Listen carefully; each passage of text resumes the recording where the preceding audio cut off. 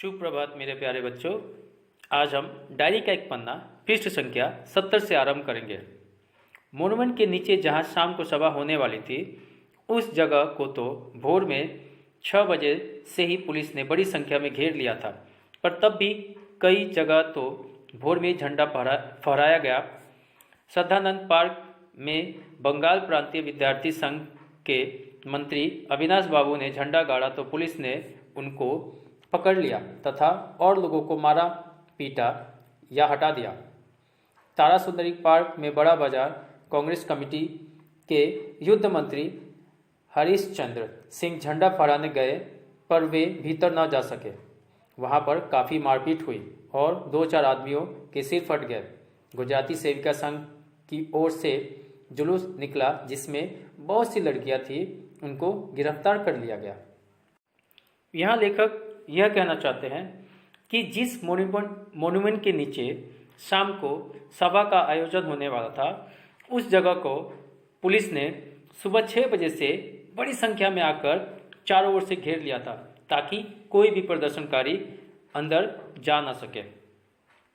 पर इसके बावजूद भी बहुत सारी जगहों पर लोगों ने भोर में ही अर्थात सुबह सुबह ही झंडा फहरा दिया था।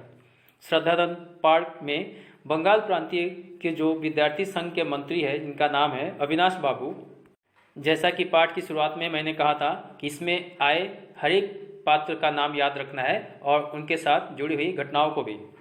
अविनाश बाबू ने झंडा गाड़ा तो पुलिस ने उनको पकड़ लिया तथा और लोगों को मारा और वहां से हटा दिया।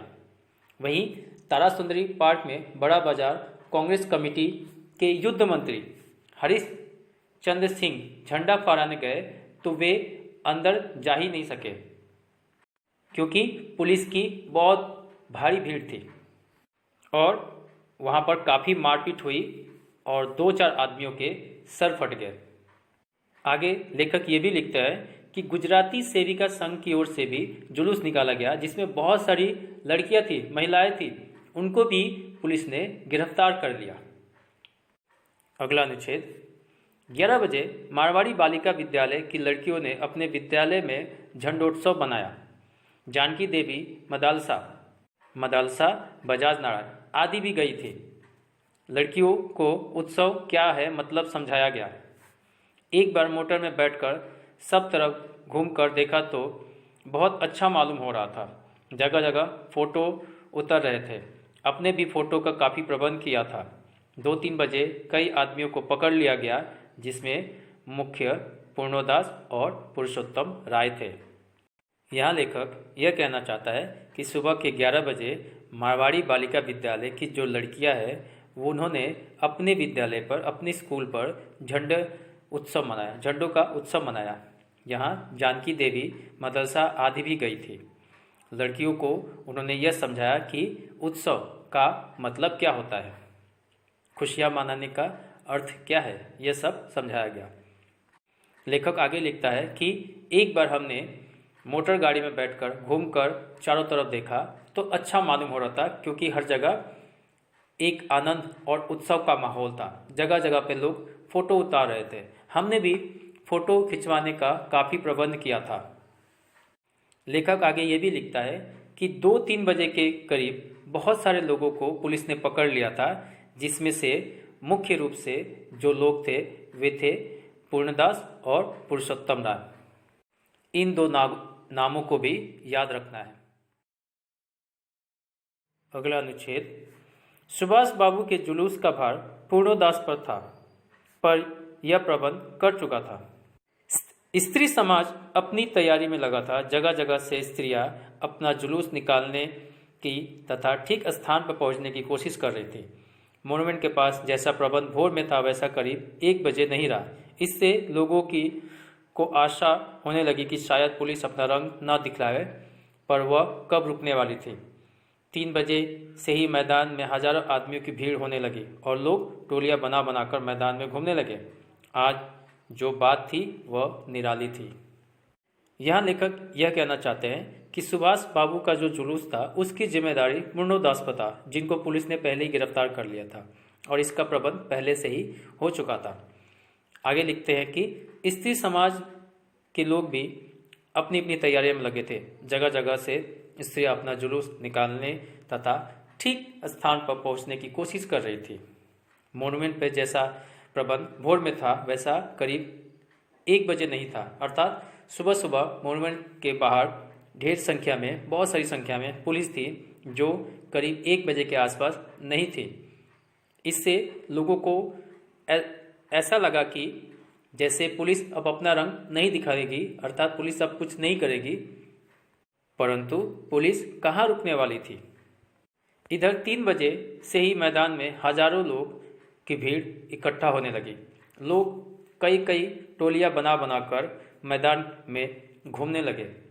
लेखक ये भी कह रहा है कि आज जो बात थी वो बहुत ही निराली थी। आज के पहले ऐसी घटना मैंने नहीं देखी थी जो आज़ादी के महत्व को दर्शा रही थी।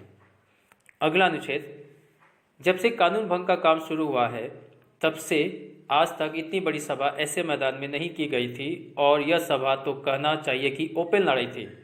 पुलिस कमिश्नर का नोटिस निकल चुका था कि अमुक अमुक धारा के अनुसार कोई सभा नहीं हो सकती।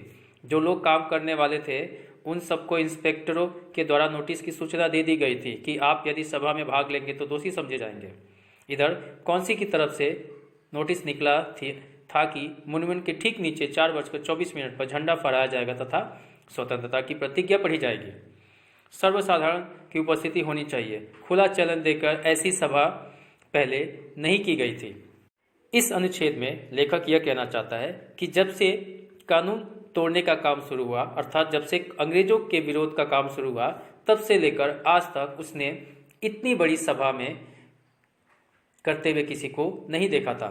और यह सभा तो एक तरह से ओपन लड़ाई थी, ओपन चैलेंज था अंग्रेजों के लिए कि हम भारतीय अब रुकने वाले नहीं है, चाहे तुम जितना जोर लगा लो, हमें बस अब आज़ादी चाहिए। एक तरफ पुलिस कमिश्नर अर्थात अंग्रेजों की ओर से नोटिस निकलता है कि कोई भी अमुक अमुक धारा के अनुसार सभा नहीं होगी, और जो लोग सरकारी काम करते थे, जो इंस्पेक्टर थे, उनको नोटिस मिल चुका था कि यदि आप लोग इस सभा में जाएंगे तो आपको भी दोषी समझा जाएगा। वही काउंसिल की तरफ अर्थात भारत के जो मुखिया थे, लीडर थे, उनकी तरफ से यह नोटिस निकल गया था कि ठीक 4:24 पर हम झंडा फहराएंगे और अपने स्वतंत्रता अर्थात आज़ादी की प्रतिज्ञा पढ़ेंगे। और उन्होंने ये भी कहा था सर्वसाधारण अर्थात साधारण से साधारण व्यक्ति की उपस्थिति, मौजूदगी होनी चाहिए। यह एक तरह से खुला चैलेंज देकर सभा हो रही थी और इसके पहले ऐसी सभा कभी नहीं हुई थी। यह अनुच्छेद बहुत ही महत्वपूर्ण है, इसलिए इस अनुच्छेद को अच्छे से सुन लेना। अर्थात अभी अभी जो मैंने अनुच्छेद पढ़ाया मैं उसकी बात कर रहा हूँ, जो पढ़ाऊँगा उसकी नहीं।